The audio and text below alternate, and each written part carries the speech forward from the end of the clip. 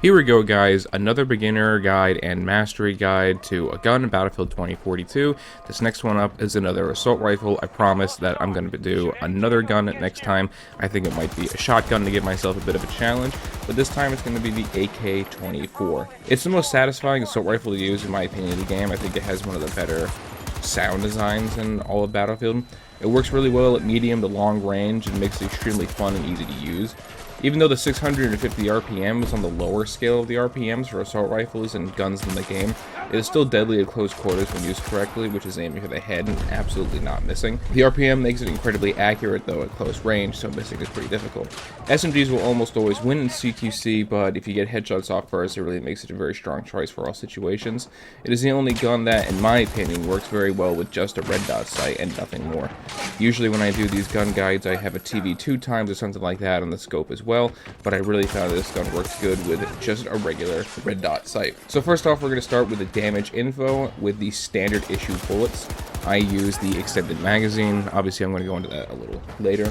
So from 0 to 9 meters, it's 28 damage per shot, which is a 4 bullets to kill with a 277 milliseconds TTK. 10 to 74 meters is 22 damage per shot with a 5 bullets to kill at 369 milliseconds to kill. The fact that it's still 22 damage per shot up to 74 meters makes it really good at dealing with people at longer ranges, and if you have the heavy bullets in, it stays at 28 damage up to that 74 meter mark with a 4 bullet to kill, so that makes it a very good choice, but I think it slows the RPM down too much. 75 and above, 18 damage per shot, 6 bullets to kill, and a 462 TTK. You can still hit people and knock people down at pretty long ranges, and I think it's so accurate you can usually just go for head. Since it has a 2.15 times headshot multiplier like most of the assault rifles in the game, and it has a full reload of 2.86 seconds and a partial reload of 2.3 seconds. My personal loadout is the standard issue extended mag, has 41 full rounds with one in the chamber. I think the fire rate with the heavy bullet slows it down too much. I didn't even bother trying it because I brought it from 650 down to 600. I use the Fusion HOLO sight. It's really clean, makes it very easy to hit at long ranges, and works very well at close range, obviously, because it's a red dot sight. I think that the sleekness of the gun really accentuates this sight and makes it really, really easy to use at all distances. I use the Acrom Tactical Muzzle Brake, helps with vertical recoil. The horizontal recoil is relatively minimal, so keeping this gun to shoot out a laser beam is pretty easy as long as you have a muzzle brake on the gun. And the LWG grip, it helps with accuracy while moving, and I find myself moving around and strafing a lot while I'm using this gun. Just because of the lower rate of fire, I feel like I need to be moving just a little bit more to be able to take out people with a higher rate of fire weapon.